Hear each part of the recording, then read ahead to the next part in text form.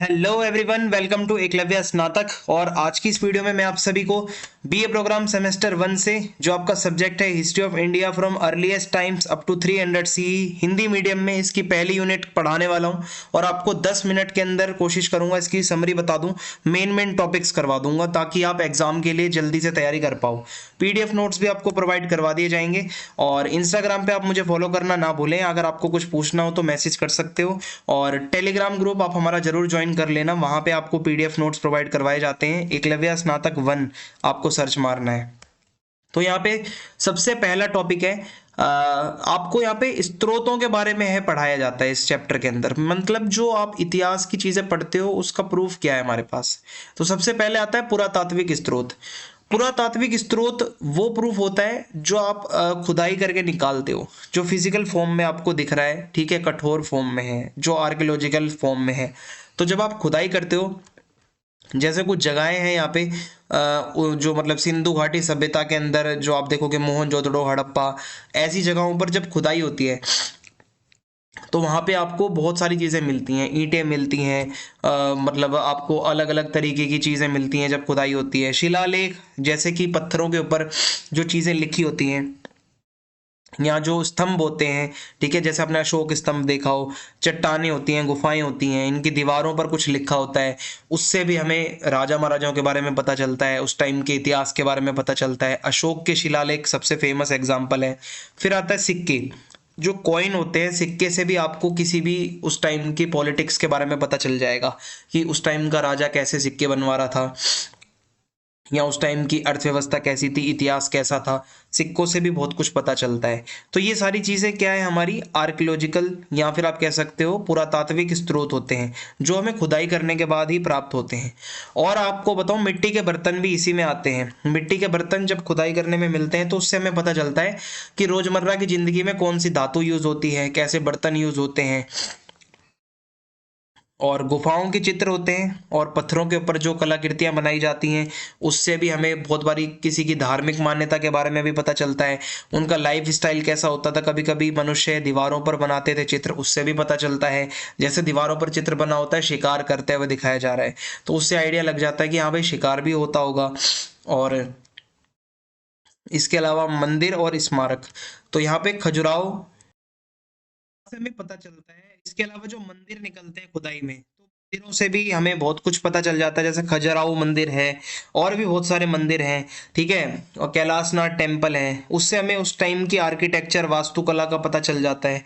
कई साहित्यिक स्रोत भी होते हैं जो मैं आगे आपको बताने वाला हूँ, ठीक है। अब मैं आपको साहित्यिक स्रोतों की तरफ लेके चलता हूँ। शॉर्ट समरी है तो जल्दी जल्दी कवर करेंगे।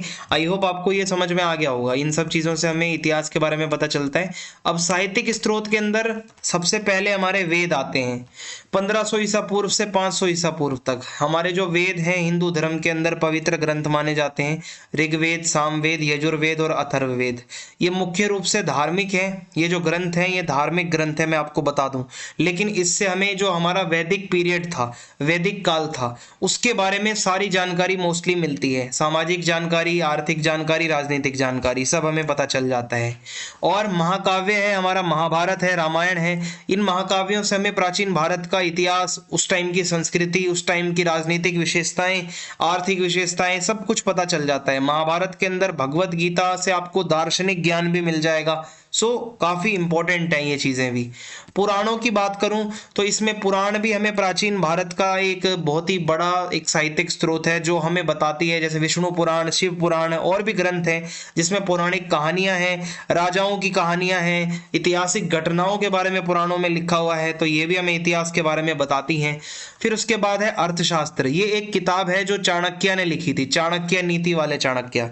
तो उन्होंने अर्थशास्त्र किताब के अंदर मौर्य साम्राज्य की जानकारी लिखी है कि उस टाइम वहां की पॉलिटी कैसी होती थी, मींस वहां की राजनीति कैसी थी, वहां का अर्थशास्त्र कैसा था, मींस वहां की इकोनॉमी कैसी थी, वहां की सेना कैसी थी।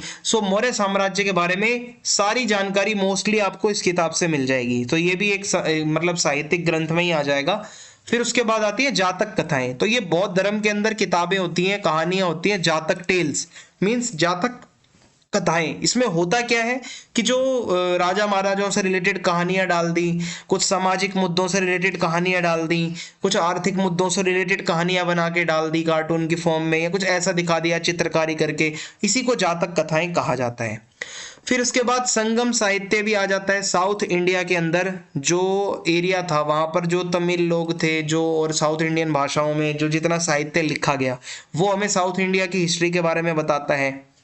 ठीक है, तमिल साहित्य के अंदर सिलपतिकारम और मणिमेकलाई, ये कुछ ऐसी चीजें हैं, ऐसे ग्रंथ हैं जो हमें बहुत कुछ बताते हैं। ठीक है, साउथ इंडिया की हिस्ट्री के बारे में।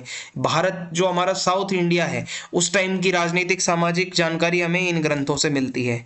फिर आते हैं जैन धर्म और बौद्ध धर्म के जो धार्मिक ग्रंथ हैं। जैन धर्म और बौद्ध धर्म के ग्रंथों से भी हमें प्राचीन भारत का इतिहास पता चलता है। उस टाइम पे सामाजिक भेदभाव होता था या राजा महाराजा कैसे होते थे, ये हमें इन ग्रंथों से बहुत अच्छी खासी नॉलेज मिल जाती है। फिर उसके बाद है धर्मशास्त्र और धर्मसूत्र।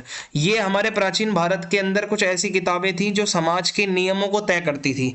मीन्स शास्त्रों के अकॉर्डिंग कैसे शादी होगी, शास्त्रों में जाति व्यवस्था, शास्त्रों के अंदर ही वर्ण व्यवस्था, शास्त्रों में ही सामाजिक नियम, पुरुष और स्त्रियों के अधिकार, संपत्ति के अधिकार, मोस्टली हर चीज, ये समझ लो ये प्राचीन भारत का संविधान है। धर्मशास्त्र और धर्मसूत्र, इसी के अकॉर्डिंग समाज चलाया जाता था। और मैं आपको बताऊं तो ये ही आपके दो बेसिकली कैटेगरी में टॉपिक्स आते हैं पेपर में। आपको मैंने रिवाइज करवा दिया है अच्छे से। आपको अगर अच्छा लगा है तो आप कमेंट में जाके फीडबैक प्लीज जरूर लिखना। वीडियो को लाइक करके शेयर करना और चैनल सब्सक्राइब करना ना भूलें। जय हिंद, जय भारत।